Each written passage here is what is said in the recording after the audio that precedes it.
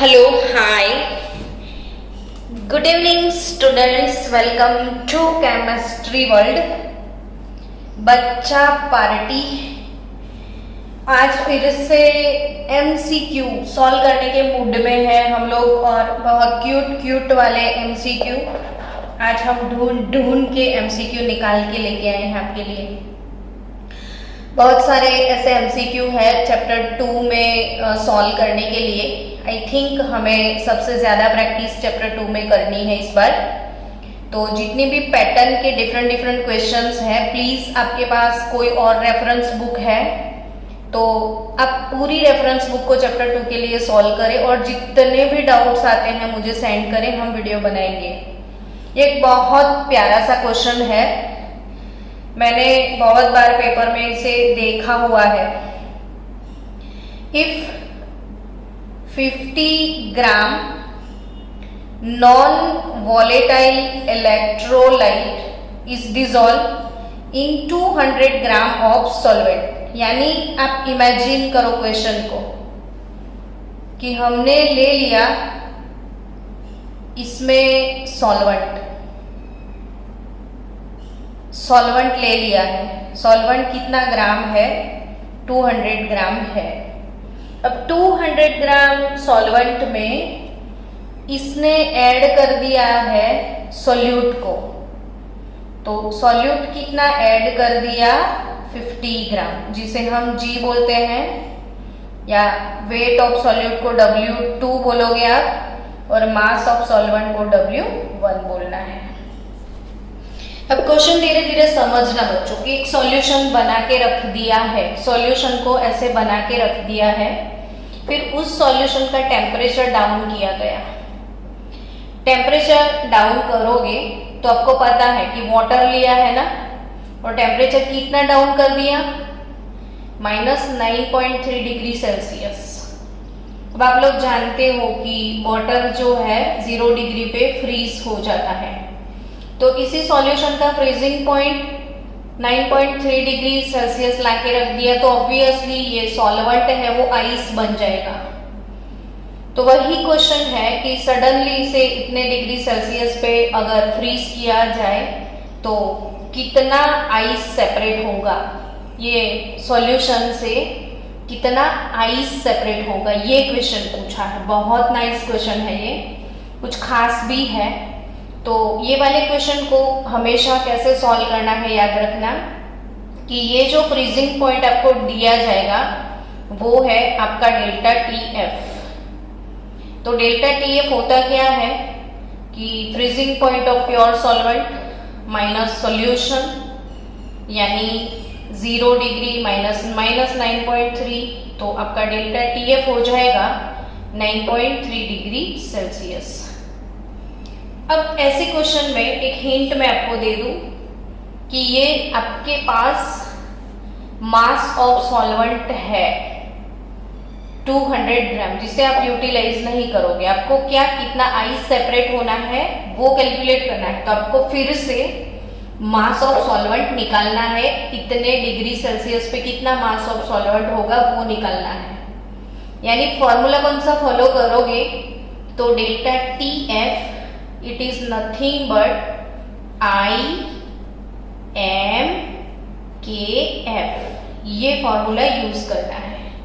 अब I होता है वांट ऑफ फैक्टर, लेकिन आपको सीधा सीधा बोल दिया है non volatile electrolyte, non electrolyte है।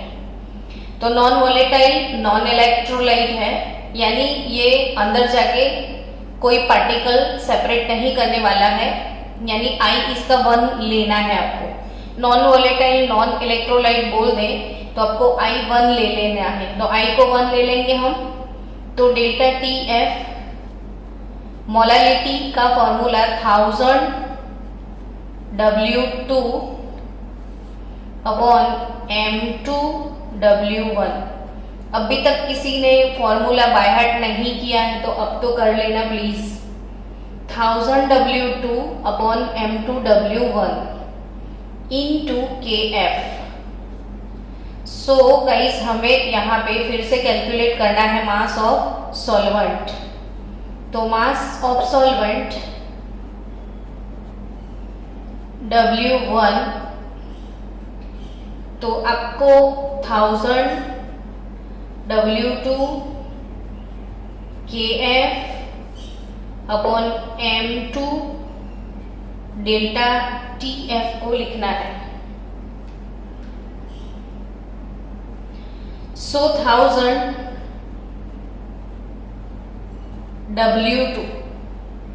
W2 यानी मास ऑफ सॉल्यूट 50 ग्राम है।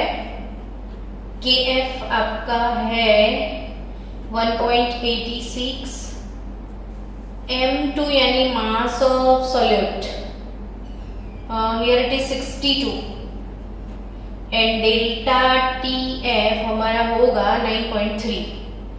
तो बच्चों फास्ट मुझे खाली आंसर दो ना आप लोग कि इसका आंसर क्या निकलेगा।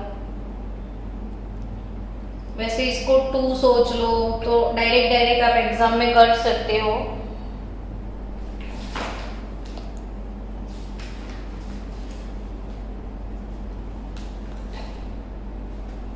W नॉट 161.29 ग्राम निकलेगा। कितना आंसर आया? 161.29 ग्राम आ रहा है students. 1000 into 50 into 1.86 divided by 62 again divided by 9.3, तो आपका आंसर निकलेगा 161.29। अब आपको mass of ice which is separated, तो mass of ice separated ice निकालना है। तो कैसे निकालोगे? तो पहले कितना सॉल्वेंट था 200 ग्राम और इतने टेम्परेचर पे सॉल्वेंट कितना है 161.29 ग्राम। तो जो मास ऑफ सॉल्वेंट पहले से दिया है वो 200 से डिडक्ट कर दोगे तो आपको सेपरेटेड आइस का मास मिलेगा 38.70 ग्राम। तो ये क्वेश्चन आप बहुत अच्छे से बच्चों माइंड सेट करके रखियो। वेरी नाइस क्वेश्चन, ठीक है। चलो स्टूडेंट, सबको समझ में आ गया? अरे आप लोग हो कि नहीं हो? Yes ma'am. हाँ तो फिर बोलो ना यार, मेरे को खड़ा ना होना पड़े। चलो तो ये क्वेश्चन समझ में आया कि नहीं आपको अच्छे से? ये नोट डाउन करके रखना, बहुत अच्छा क्वेश्चन है इनफैक्ट।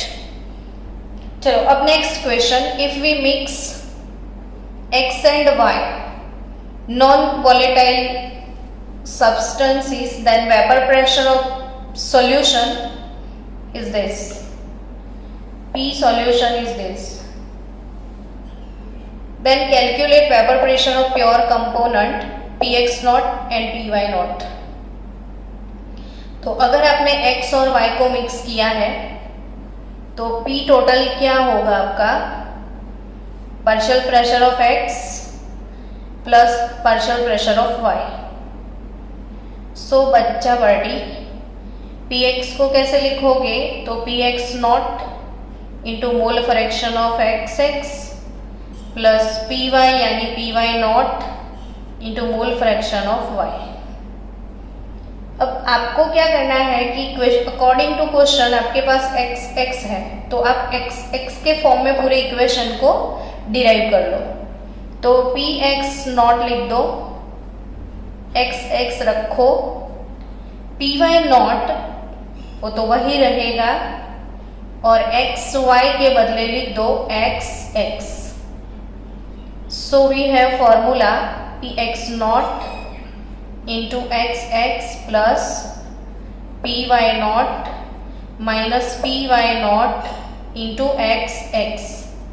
अब आपको मिलेगा Py नॉट प्लस ये Py नॉट को इधर लिख दो, xx कॉमन निकाल दो तो P X naught minus P Y naught, ये आपका फॉर्मूला हो जाएगा।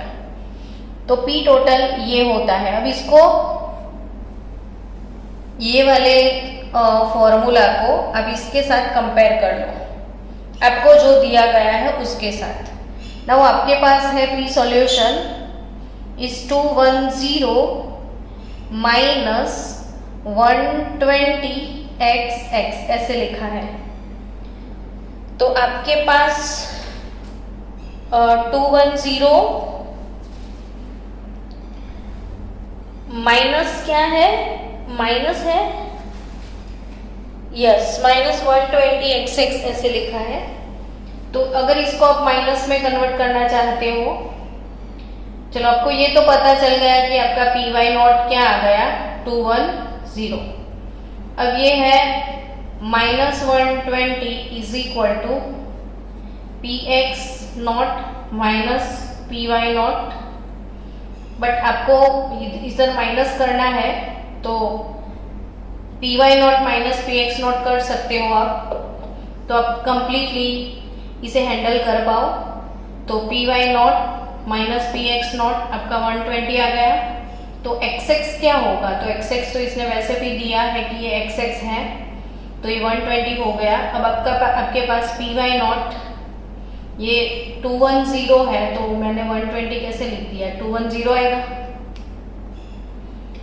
पी वाई नॉट आपका 210 इधर से दिख रहा है पी वाई नॉट आपको, तो पी वाई नॉट 210 है, तो 120 is equal to 210 minus P X naught, तो पी एक्स नॉट 210 माइनस 120, तो आंसर क्या आएगा 0 90। तो पी एक्स नॉट 90 और वो है 210, your answer is D here. तो ये भी एक बहुत अच्छा क्वेश्चन है जिसे हम गुड क्वेश्चन में कंसीडर कर सकते हैं, वैसा ये क्वेश्चन है बच्चों। चलो हो गया आपका ये क्वेश्चन सॉल्व। ये सबको समझ में आया कि मैं फिर से एक्सप्लेन करूं कि अगर आपको ऐसा दिया है P solution 210 minus 120 x x, तो आपको एक्स एक्स के हिसाब से फॉर्मूला डिराइव करके इसके साथ कंपेयर करना है ताकि दोनों की वैल्यू मिल जाएगी। चलो नेक्स्ट क्वेश्चन। हाँ, meeting will and in 10 minutes. Okay, अभी 10 मिनट तो है ना अपने पास। हाँ, लेकिन कंटिन्यू करेंगे आज हम लोग, क्योंकि कल भी हमारा हुआ नहीं था। कल 37 मिनट का सिर्फ वीडियो था कल। चलो नेक्स्ट, आज दूसरा क्वेश्चन, बहुत नाइस क्वेश्चन करने के मूड में हूं मैं। इन आइडेंटिकल सिचुएशन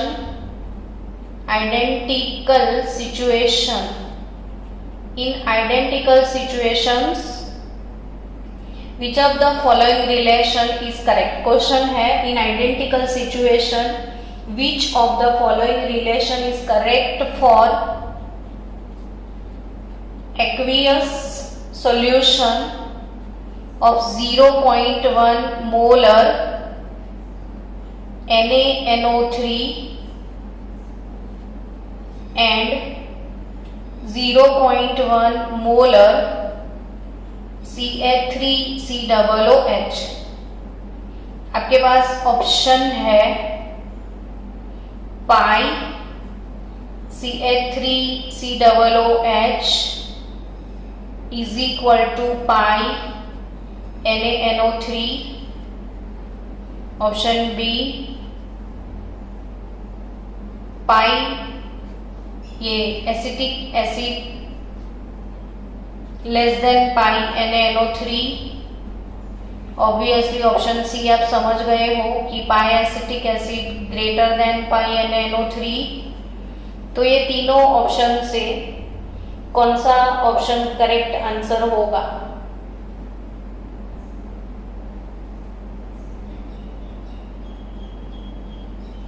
चलो फास्ट आंसर में दो सॉल्यूशन है आपके पास, 0.1 मोलर NaNO3 है और 0.1 मोलर एसिटिक एसिड है। आज मैं आपको जो भी वीडियो सेंड करूँ ना रात को, तो कल आप श्योरली सॉल्यूशन चैप्टर के वो वीडियो देखना प्लीज। हाँ, हेनरी लो भी मैंने डाल दिया है।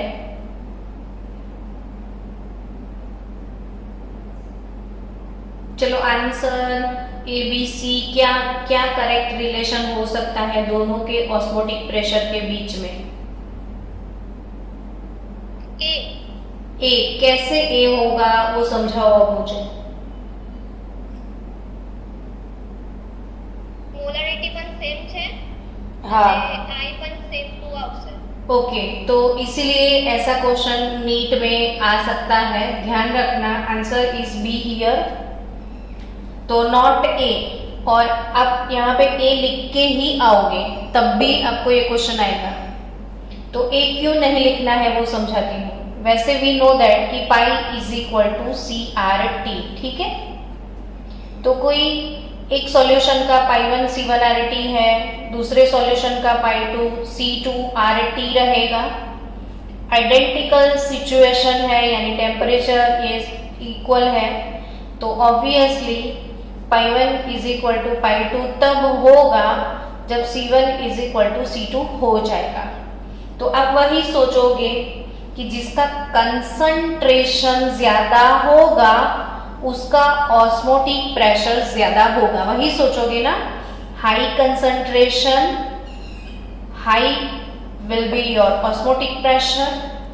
बट स्टूडेंट इसीलिए क्वेश्चन आएगा कि 0.1 मोलर NaNO3 में, जैसे अभी आपने सोचा कि NaNO3 में there are 2 particle Na+ and NO3-, तो इसमें 2 पार्टिकल है और 2 पार्टिकल को ये कंसंट्रेशन से आप मल्टीप्लाई करोगे तो again you have 0.2 molar concentration.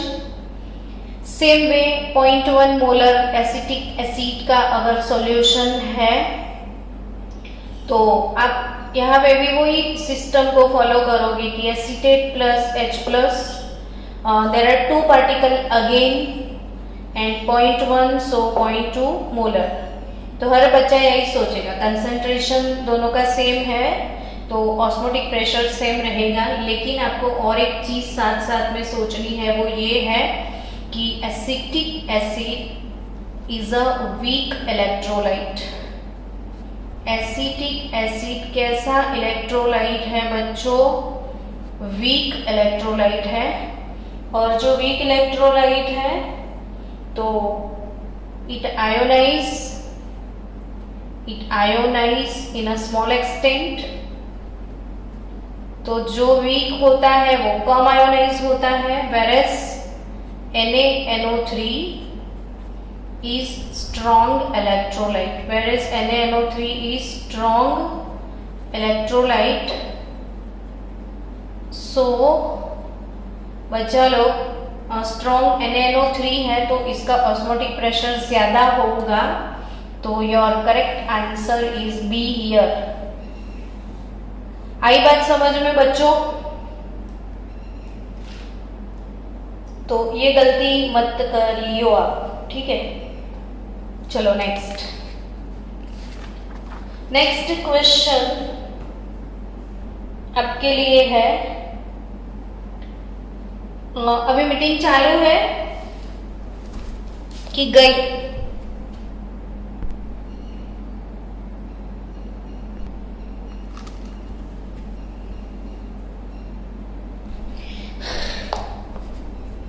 Next question है આપણું under identical conditions what will be the osmotic pressure,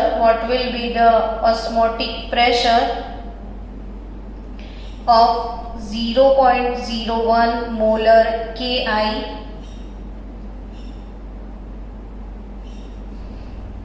compared to compared to osmotic pressure of 0.1 molar glucose. चलो अब इसका आंसर देना मुझे फास्ट। तो ऑप्शन देखो, फिर से मैं बता रही हूँ क्वेश्चन कि what will be the osmotic pressure of 0.01 molar KI solution is compared to osmotic pressure pi of 0.1 molar glucose solution. Option A 10 pi, option B 1/5 pi, option C 1/20 pi and option D 2 pi। चलो fast ये चीज बताओ मुझे।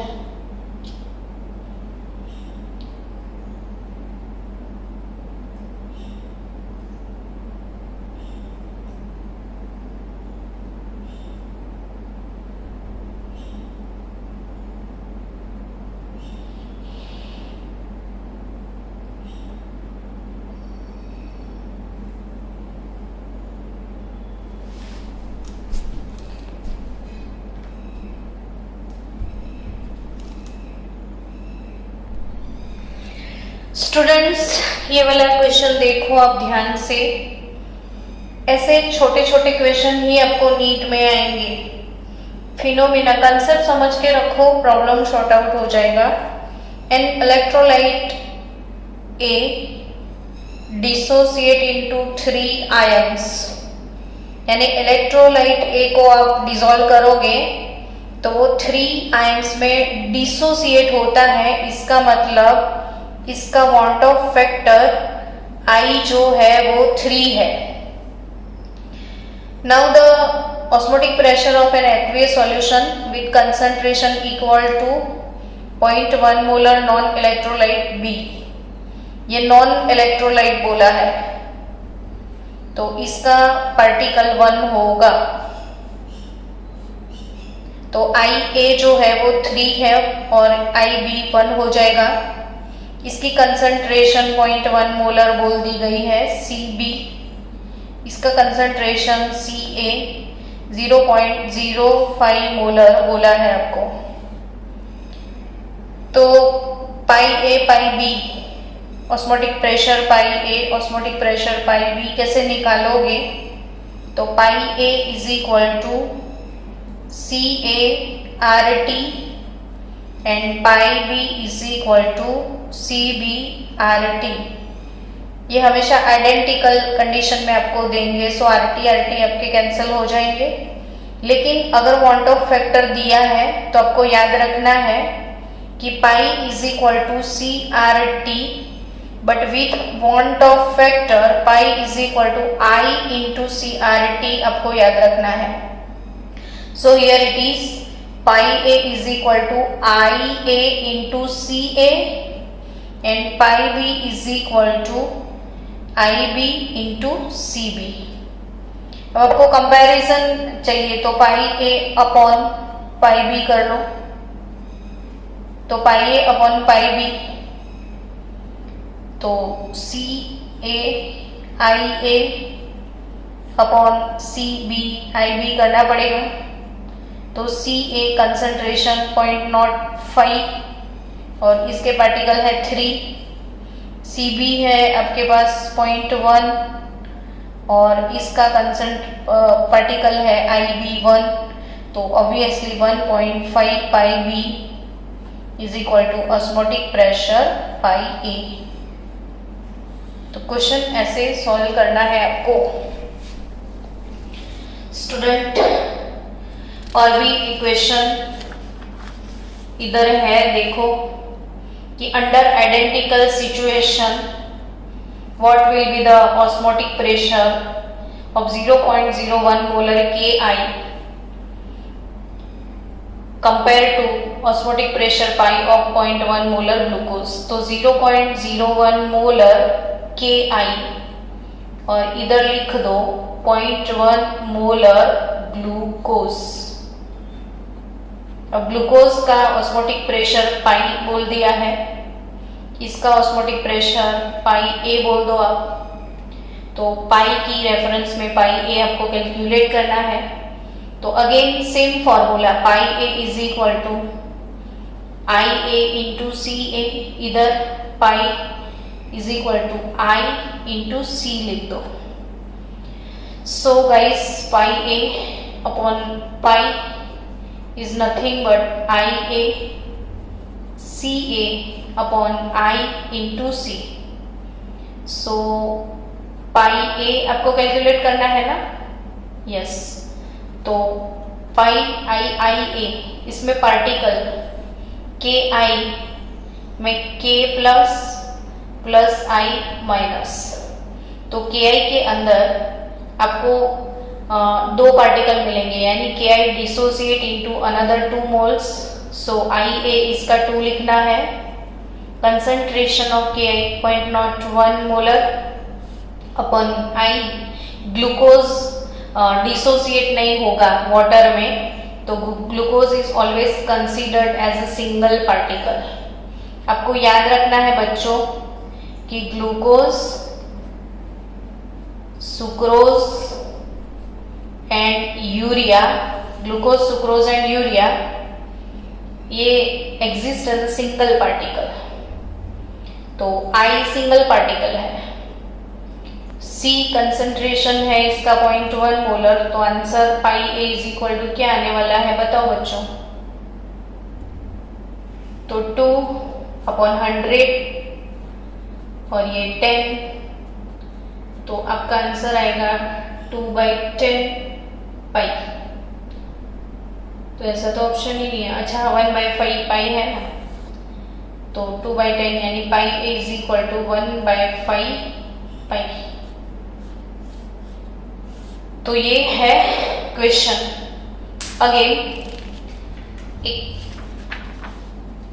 खास question मुझे solve करवाना है, चलो लिखना मेरे साथ वो क्वेश्चन। क्वेश्चन है AB2 type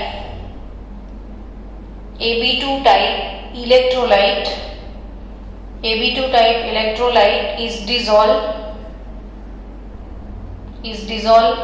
in solvent. AB2 type electrolyte is dissolved in solvent when molar elevation measurement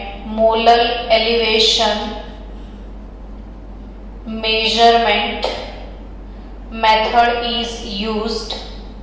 Molar elevation measurement method is used. It's experimental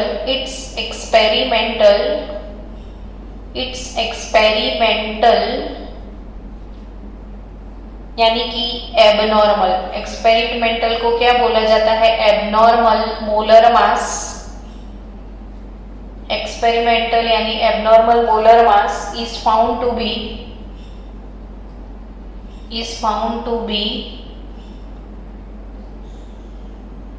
65.6 gram per mole. यानी AB2 टाइप के इलेक्ट्रोलाइट को कोई solvent में dissolve करके molar elevation measurement method apply किया और इसका molar mass निकाला गया, तो वो मोलर मास मिला 65.6 ग्राम पर मोल। अब बच्चों theoretical mass of this compound AB2, if theoretical mass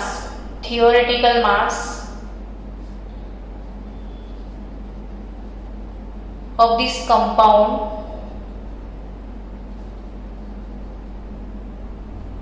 AB2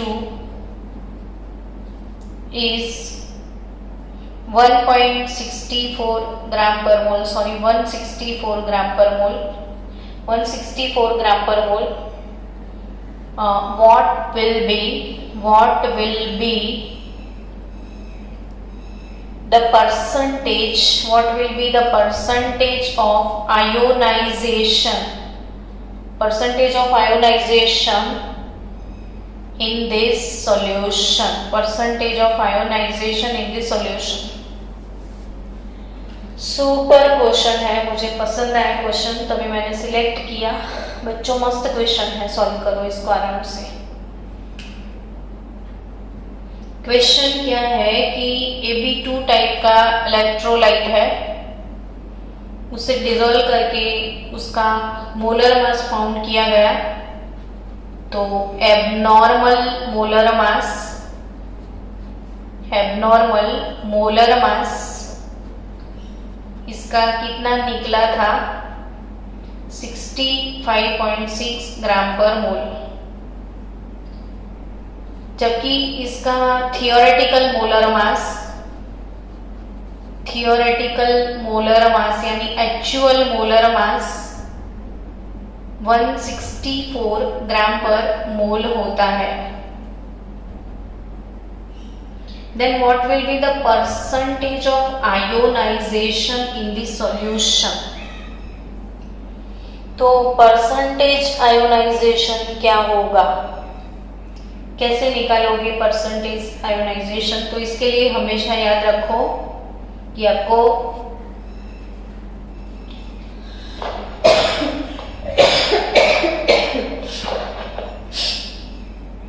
percentage ionisation निकालना है।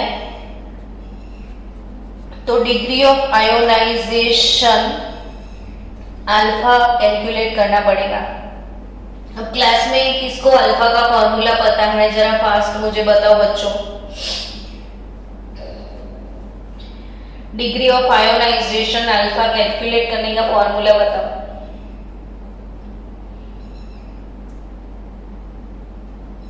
हेलो स्टूडेंट्स, मैंने आपको ही क्वेश्चन पूछा, किसी और को नहीं पूछा।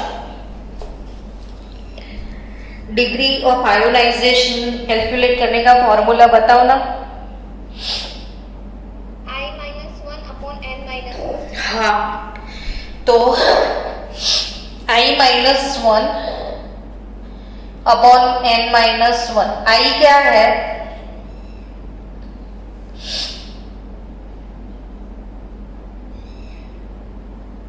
Quantum factor. हाँ, और n क्या है? n तो n होता है नंबर ऑफ पार्टिकल। अब आपको बोला गया है ना Ab2, तो Ab2 टाइप का electrolyte A plus 2B minus ऐसे डिसोसिएट होगा। So we have number of particle 3, तो इथे हमारे पास ये 3 - 1, लेकिन I नहीं है। तो I कैसे कैलकुलेट किया जाए?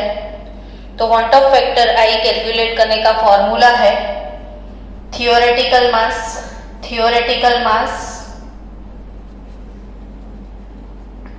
अपॉन एबनॉर्मल मास। तो ये चीज बच्चे भूल जाएंगे, ये वाला, ये पक्के से याद रखना कि थियोरेटिकल मास अपॉन एबनॉर्मल मास। तो क्वांटम फैक्टर कैलकुलेट करने के ऐसे फॉर्मूलाज जितने भी दिए गए हैं वो देख के जाना।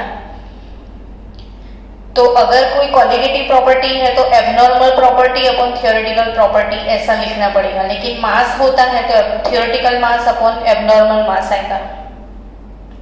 तो 164 upon 65.6, so you will have 2.5।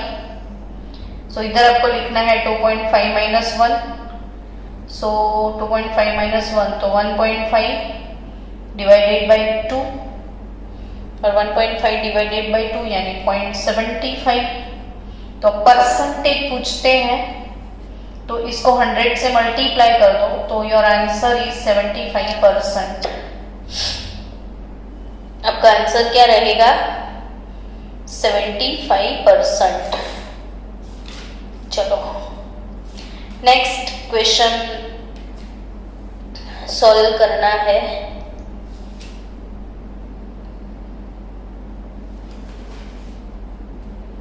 Wait करो 2 मिनट के लिए।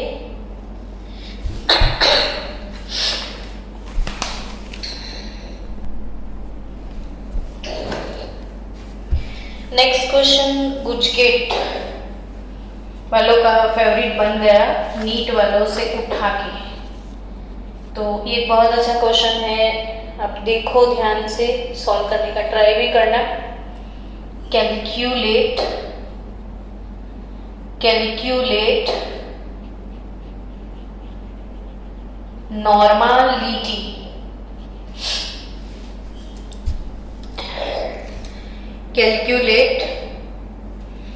Normality of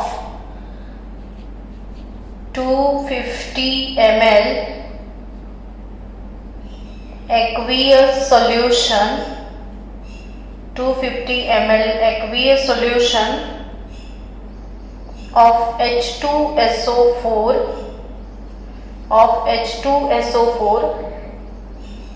having pH is equal to 0. Calculate normality of 250 ml aqueous solution of H2SO4 having pH 0. बहुत मस्त क्वेश्चन है ये कि pH 0 है H2SO4 सॉल्यूशन का, तो उसकी नॉर्मलिटी क्या होगी। सो बच्चों pH कैसे कैलकुलेट करते हैं, तो minus log concentration of H3O plus. pH calculate करने का फॉर्मूला है minus log concentration of H3O plus. अब pH 0 है तो minus log concentration of H3O plus. अब 0 वैल्यू कब आती है, तो log 1 की वैल्यू 0 होती है, log 1 की वैल्यू 0 हो जाएगी। या अब सीधा log 1 की वैल्यू 0 है तो obviously concentration of H3O plus 1 molar हो गया, तो ये 1 हो जाएगा। log 1 की वैल्यू 0 है तो ये 1 हो गया, 1 मोलर। अब अगर 1 मोलर ये हो गया, H3O प्लस का कंसंट्रेशन 1 मोलर है,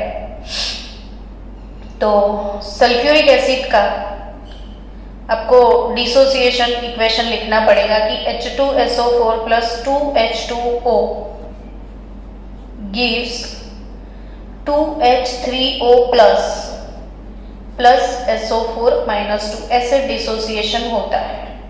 तो जब सॉल्यूशन का कंसंट्रेशन 1 मोलर है, यानी ये 2x मोल समझो, और इसका टोटल कंसंट्रेशन 1 मोलर दिया गया है, तो आपको ये समझना है कि जब x मोल सल्फ्यूरिक एसिड लिया और वो डिसोसिएट हुआ तो 2x मोल H3O प्लस मिला। जो x मोल होता है तब ये 2x मोल होता है, तो ये टोटल 1 मोलर है, 2x आपका 1 मोलर है, तो x आपका 1/2 मोलर यानी 0.5 मोलारिटी आएगी। अगर मोलारिटी पूछ ली है तो कोई दिक्कत नहीं है, आपका आंसर 0.5 आ गया। लेकिन बच्चों नॉर्मलिटी पूछा है, तो नॉर्मलिटी होता क्या है, मोलारिटी इंटू इक्विवेलेंट नंबर होता है। अब मोलारिटी इसकी हो गई 0.5 और H2SO4 उसमें 2H प्लस होंगे, तो ये 2 हो जाएगा, तो 1 नॉर्मल इसकी नॉर्मलिटी आएगी। तो आपको ये क्वेश्चन बार बार देखने को मिलेगा कि calculate normality of 250 ml aqueous solution of H2SO4 having pH 0। तो जिसकी pH 0 है, ऐसे सल्फ्यूरिक एसिड की नॉर्मलिटी कैसे निकालोगे, तो pH is equal to minus log H3O plus 0, तो माइनस लॉग H3O प्लस, तो H3O प्लस का मोलारिटी मिलेगा 1 मोलर। अब सल्फ्यूरिक एसिड प्लस 2H2O, तो 2H3O प्लस SO4 माइनस 2, तो ये टोटल 2x मिला के 1 मोलर है आपके पास, तो x 0.5 मोलर हो जाएगा। तो नॉर्मलिटी अगेन 1 नॉर्मल आपका आंसर आएगा। चलो नेक्स्ट क्वेश्चन बच्चों, छोटे छोटे क्वेश्चन आपको ध्यान में रखने हैं कि 0.2 मोलर H3PO3 का नॉर्मलिटी क्या होगा, कौन बताएगा। कि 0.2 मोलर H3PO3 की नॉर्मलिटी बताओ।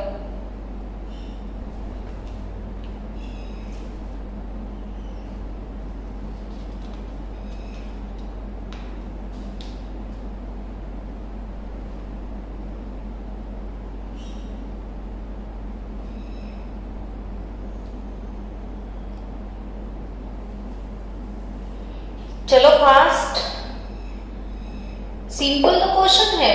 0.2 मोलर H3PO3 की नॉर्मलिटी क्या होगी? तो normality is equal to molarity into equivalent number. Normality यानी मी होगा, मोलारिटी 0.2 मोलर दिया गया है। अब आपको याद रखना है कि H3PO3 होगा तो इसकी बेसिसिटी 2 होती है। ये H3PO3 है, ये H3PO4 होता तो इसकी बेसिसिटी 3 होती। H3PO3 है तो बेसिसिटी 2 है, तो इट इज 0.4 नॉर्मल। तो क्या होगी उसकी normality? Normality is equal to molarity into equivalent number. ये फॉर्मूला मत भूलना। चलो नेक्स्ट क्वेश्चन आपको सॉल्व करना है। सॉल्यूशन चैप्टर में और भी क्वेश्चन है मेरे पास, वेट करो 2 मिनट के लिए। चलो नेक्स्ट क्वेश्चन है बच्चों, आपको इस तरीके के क्वेश्चन आ सकते हैं कि एसिड और बेस का मिक्स किया जाए, एसिड और बेस को मिक्स किया जाए। 35 ml 0.1 molar HCl, 35 ml 0.1 molar HCl solution is required। 35 ml 0.1 molar HCl solution is required to neutralize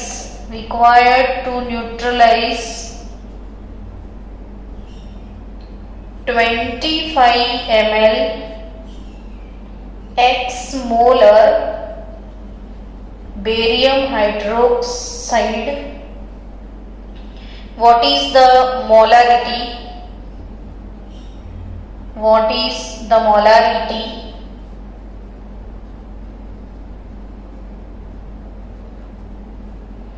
of barium hydroxide? बस एक ये वाले क्वेश्चन भी आपको अच्छे से सॉल्व करने हैं।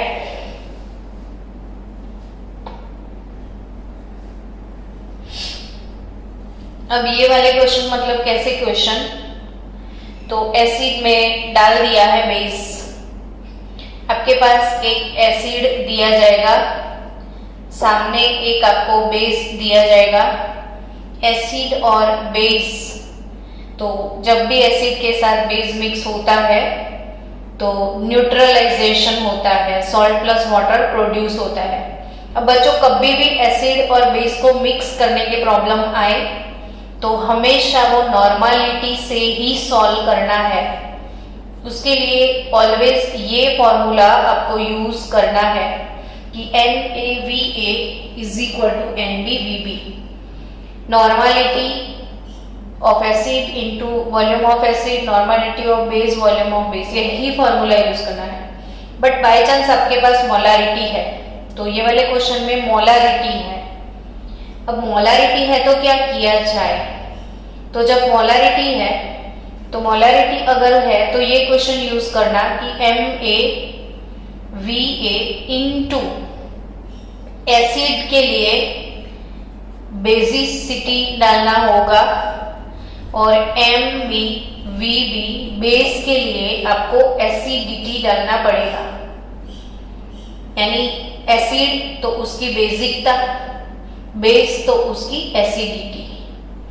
तो एसिडिटी बेसिसिटी, अब आपको पता है कि मोलारिटी इनटू एसिडिटी तो ऑब्वियसली वो नॉर्मलिटी हो ही गया। मतलब सीधा साधा ये है कि हमेशा ये क्वेश्चन नॉर्मलिटी में ही सॉल्व करना है। मगर मोलारिटी दिया है तो आपको ये इक्वेशन लिखना है। नॉर्मलिटी में सिंपल यही इक्वेशन लिखोगे आप, लेकिन मोलारिटी में आपको ऐसे इक्वेशन लिखना पड़ेगा। अब आपको आराम से दिख रहा है कि एसिड, ए फॉर एसिड, इसका मोलारिटी है 0.1 molar, volume of acid 35 ml, basicity HCl में कितने हाइड्रोजन है, तो सिर्फ एक हाइड्रोजन उससे डिस्प्लेस हो सकता है, तो HCl की एसिडिटी 1 है, बेसिसिटी सॉरी HCl की बेसिसिटी 1 है। अब बेस कौन सा है, तो Mb, बेस की मोलारिटी आपको कैलकुलेट करने की है। बेस का वॉल्यूम 25 ml दिया है और एसिडिटी, तो बेस BaOH ट्वाइस, तो ये वाले बेस में कितने OH माइनस है, तो 2OH माइनस है। जितने OH सेपरेट हो सकते हैं उसे हम बोलते हैं एसिडिटी। तो बेरियम हाइड्रोक्साइड में 2 OH सेपरेट हो सकते हैं, तो इसकी एसिडिटी 2 हो जाएगी। तो ऑब्वियसली अब आपको कुछ नहीं करना है, मोलारिटी निकालना है। ये 0.1 into 35 divided by 2 into 25।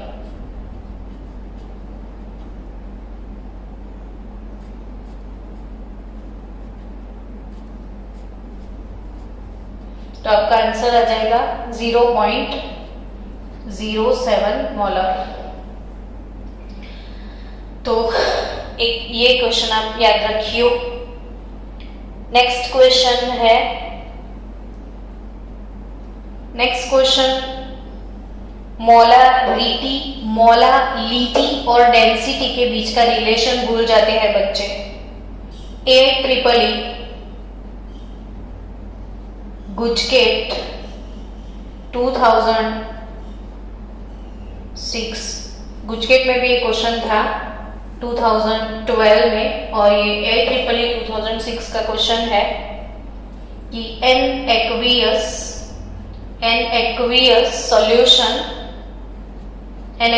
solution of 2.05 molar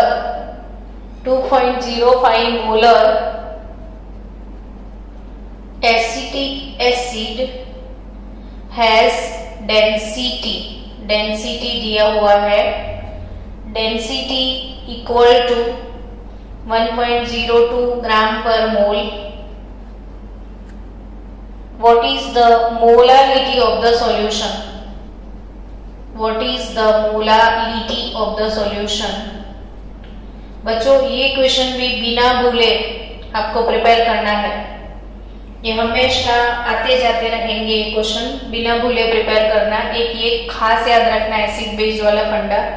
एक ये आपको याद रखना है कि आपके पास मोलारिटी है, डेंसिटी है, मोलारिटी निकालनी है, तो molarity capital M, molarity small m and density, इन तीनों के बीच का इक्वेशन बच्चे बार बार भूल जाते हैं। तो इसे पक्का लास्ट मोमेंट पे अच्छे से रिवाइज करके जाना गुजकेट वाले बच्चों। गुजकेट में ये बहुत आएगा। Molarity, density D is equal to molarity 1 upon molarity plus molar mass by 1000। ये फॉर्मूला लिख दो आपके घर की वॉल पे। ये याद नहीं रहेगा, लास्ट मोमेंट तक आपको रिवाइज करना है, तो लास्ट मोमेंट रिवीजन में इसको ले लेना कि मोलारिटी और डेंसिटी का रिलेशन बच्चे भूल जाते हैं। तो डेंसिटी है मोलारिटी, तो आपके पास मोलारिटी है, डेंसिटी है, आपको मोलारिटी कैलकुलेट करनी है। तो डेंसिटी कितना है 1.02, मोलारिटी है 2.05, कैलकुलेट करना है मोलारिटी। मोलर मास क्या है, एसिटिक एसिड, तो एसिटिक एसिड का मोलर मास 60 निकलेगा और 1000। तो अब इसको सॉल्व कैसे किया जाए, तो सबसे पहले 1.02 डिवाइडेड बाय 2.05 कर लो। तो 1.02 डिवाइडेड बाय 2.05 करोगे तो 0.497 is equal to 1/m plus ये हो जाएगा 0.06. सो 1/m इस 0.497 माइनस 0.06 निकलेगा. तो 0.497 माइनस 0.06 कर दो तो 0.435 निकलेगा.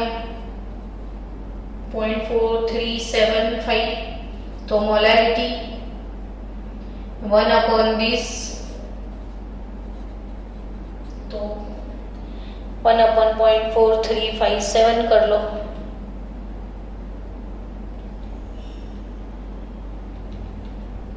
तो आपका आंसर निकल के आ जाएगा 2.28 molar.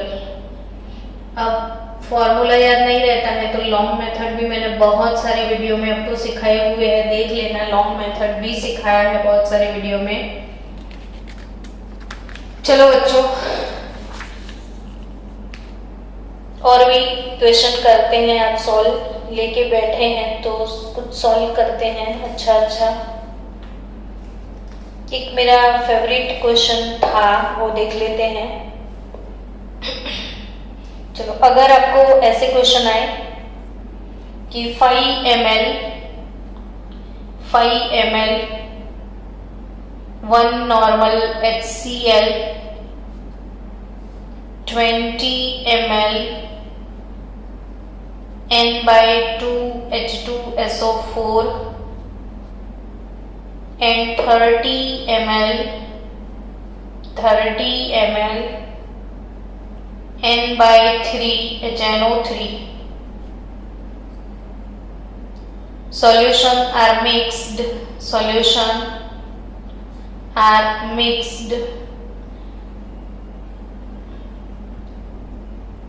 and the total volume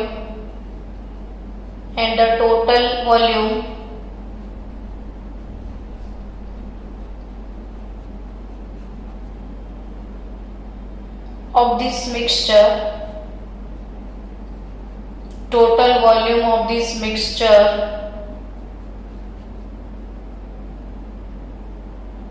is made 1 liter.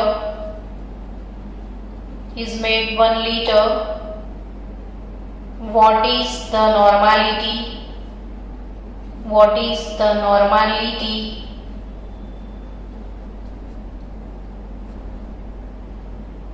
of the resulting solution?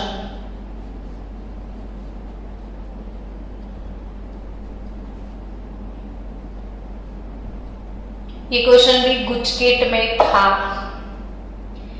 तो गुजकेट में ऐसे क्यूट क्वेश्चन आते हैं कि एसिड को मिक्स, तो रिजल्टिंग सॉल्यूशन की नॉर्मलिटी क्या होगी. तो ऐसे क्वेश्चन अगर आए जिसमें देखो HCl नाम के एसिड में H2SO4 और HNO3 को मिक्स कर दिया है. 3 एसिड है तो अलग अलग एसिड को मिक्स करोगे तो एसिड तीनों एसिड है. तो ऐसे क्वेश्चन को कैसे सॉल्व करना है. तो N1V1 plus N2V2 plus N3V3 is equal to NV. ये फॉर्मूला आप यूज करोगे. अब सबसे पहला 5 ml 1 नॉर्मल HCl, तो इसका वॉल्यूम 5 ml, इसकी नॉर्मलिटी 1. ये है 20 ml, इसकी नॉर्मलिटी 1/2. N/2 मतलब 1/2 और इसकी नॉर्मलिटी 1/3 और ये है 30 ml.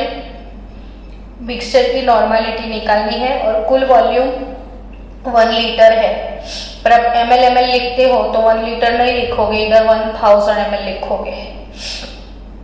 सो ये हो गया 5 प्लस ये हो गया 10 प्लस ये हो गया 10 divided by 1000 is equal to normality.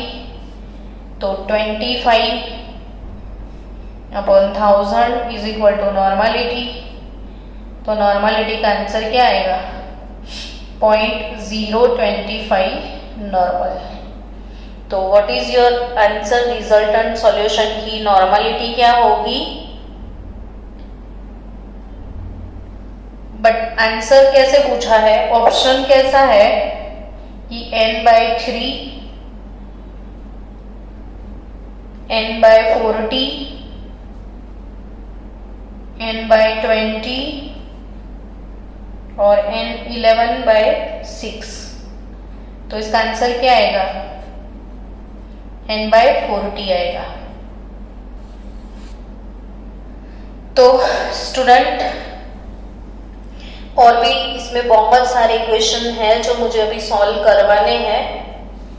तो कल मैं ऐसे बहुत सारे क्वेश्चन के साथ फिर से आपको यही चैप्टर करवाने वाली हूँ, जिसमें और भी बहुत सारे क्वेश्चन हैं जो मुझे सॉल्व करवाने हैं।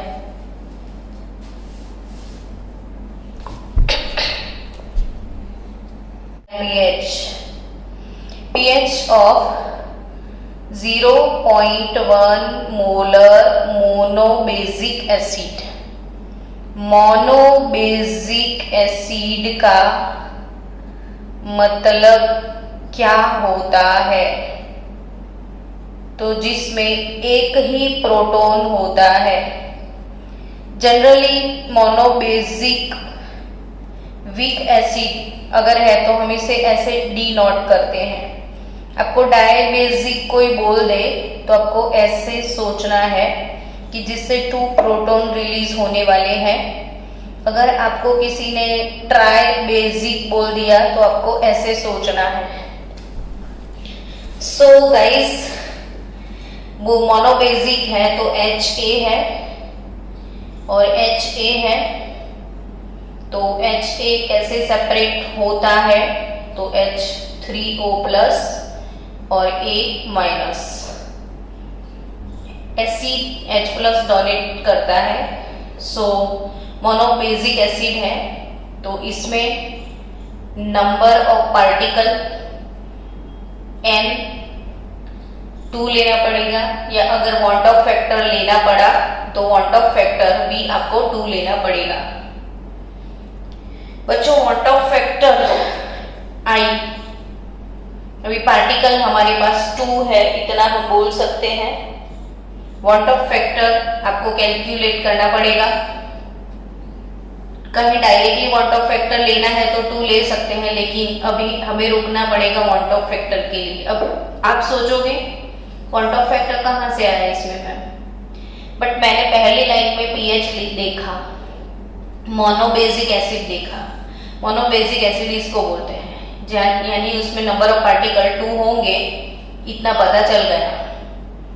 अब ऑस्मोटिक प्रेशर आपको निकालना है, तो ऑस्मोटिक प्रेशर पाई होता है, वो कैलकुलेट करने का फॉर्मूला है CRT, लेकिन with van't Hoff factor pi correcting formula is ICRT। Correction करने के बाद में जो सही फॉर्मूला है, after adding correction factor which is want Hoff factor, I is equal to ICRT।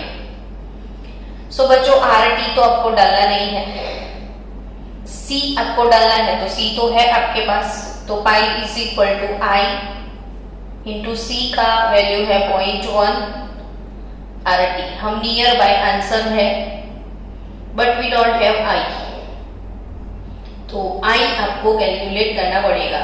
वो कैसे? तो I कैलकुलेट करने के लिए हमें चाहिए degree of ionisation alpha is I-1 upon N-1। अब N जो है नंबर ऑफ पार्टिकल 2 है, तो I-1 अपॉन 2-1 तो 1 हो जाएगा, लेकिन डिग्री ऑफ आयोनाइजेशन हमारे पास नहीं है, तो वो लाना पड़ेगा। तो इसके लिए हमें हेल्प करेगा pH।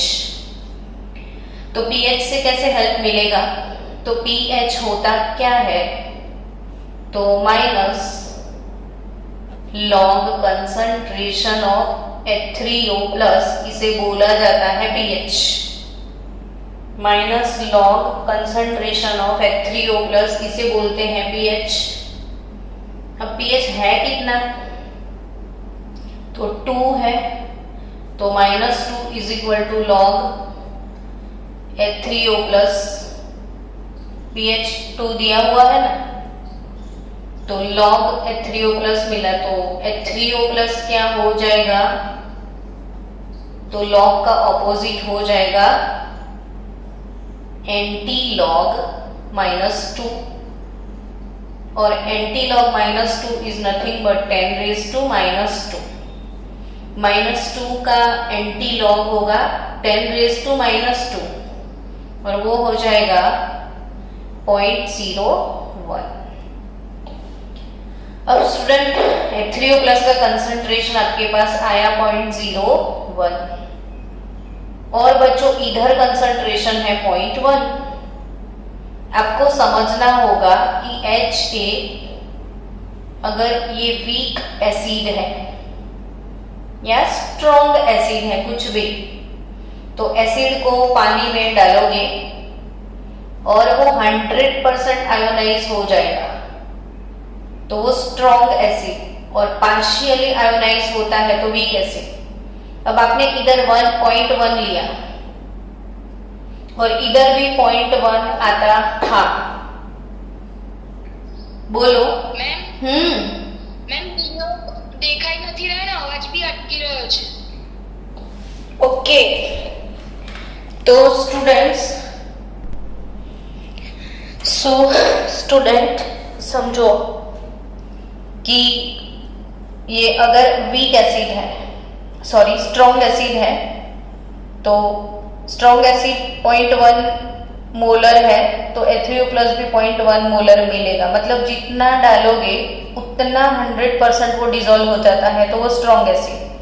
बट अगर ये वीक है तो ये वीक ही है, क्योंकि 0.1 मोलर आपने लिया और यहाँ पे सिर्फ 0.01 मोलर ही डिसोसिएशन इसका हुआ, यानी अब डिग्री ऑफ डिसोसिएशन कैसे निकालोगे, तो 0.1 मोलर डाला था और 0.1 मोलर मिल जाता तो वो 100% हो जाता, बट 0.1 मोलर होता तो वो 100%, तो 0.01 मोलर यानी कितने परसेंट आयोनाइज हुआ, तो 100 इंटू 0.01 अपॉन 0.1, तो 100 1 अपॉन 100 और इसके 10 ऊपर, तो 10%, और 10% का मतलब 10/100 यानी 0.1 डिग्री ऑफ आयोनाइजेशन अल्फा मिला। अब अल्फा 0.1 I-1 अपॉन पार्टिकल 1 है, तो I हो जाएगा 1.1। So pi is equal to I है 1.1 इंटू 0.1 RT, तो ये है 0.11 RT, तो आपका आंसर है 0.11 RT। आपका आंसर क्या है, 0.11 RT। चलो next question student, lowering of vapor pressure in 2 molar aqueous solution at 373 Kelvin is dash. So lowering of vapor pressure in 2 molar aqueous solution. तो आपको lowering in vapor pressure पता होना चाहिए कि lowering in vapor pressure मतलब P0 minus P1 upon P0, जिसे हम बोलते हैं लोअरिंग ऑफ वेपर प्रेशर। वो कितना होता है, तो मोल फ्रैक्शन जितना होता है। अब मोल फ्रैक्शन निकल लोगे तो लोअरिंग इन वेपर प्रेशर मिल जाएगा। तो आपको दिया क्या है, मोलालिटी, तो मोलालिटी और आपको निकालना है मोल फ्रैक्शन। तो मोलालिटी और मोल फ्रैक्शन अगर एक्वियस सॉल्यूशन है तो मैंने डायरेक्टली आपको एक फॉर्मूला सिखाया है कि मोलालिटी अपॉन मोलालिटी प्लस 55.55, ये डायरेक्ट सीधा फॉर्मूला आपको अप्लाई करना है। एक्वियस सॉल्यूशन के लिए shortcut molality upon molality plus 55.55, तो 2 डिवाइडेड बाय 2 प्लस 55.55 यानी 2 डिवाइडेड बाय 57.55, तो आपका आंसर हो जाएगा 0.035 approximately. So lowering of vapour pressure मिल गया। ये शॉर्टकट ट्रिक आपको याद रखना है कि मोलालिटी से सीधा मोल फ्रैक्शन में जाना है, मोलालिटी से सीधा मोल फ्रैक्शन में जाना है। तो मोलालिटी से मोल फ्रैक्शन में डायरेक्ट कैसे जाओगे, तो molality upon molality plus 55.55 shortcut formula याद रखो। चलो नेक्स्ट क्वेश्चन सॉल्व करते हैं।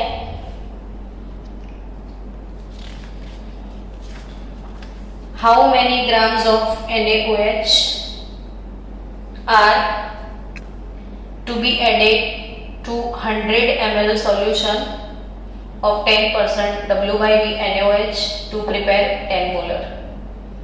क्वेश्चन को अच्छे से समझो कि आपके पास NaOH का सॉल्यूशन है, उस सॉल्यूशन की कंसंट्रेशन है 10% W/V। अब वो कंसंट्रेशन को आपको चेंज करके 10 मोलर कंसंट्रेशन बनाने का है। तो 10% W/V कंसंट्रेशन जो है वो 10% W/V को आपको चेंज करके 10 मोलर में कन्वर्ट करना है। 10% W/V को चेंज करके 10 मोलर में कन्वर्ट करना है। तो कैसे चेंज करके 10 मोलर में कन्वर्ट करोगे, तो इससे इसको 10 मोलर में कन्वर्ट करने के लिए हाउ मेनी ग्राम्स यानी मास ऑफ NaOH आपको ऐड करना पड़ेगा। तो वही कितना ऐड करना है, वही क्वेश्चन का मतलब वही आपको कैलकुलेट करना है। तो कोई बात नहीं, 10 मोलर में कितना होता है वो निकाल दो। As we know that what is 10% W/V, तो 10 ग्राम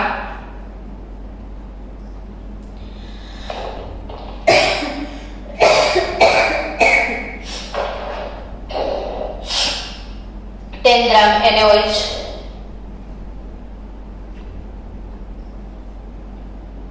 in 100 ml of solution।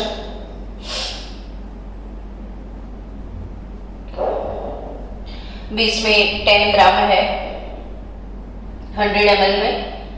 आपको 10 मोलर बनाने की इच्छा है, तो 10 मोलर के लिए कितने ग्राम चाहिए वो समझना है।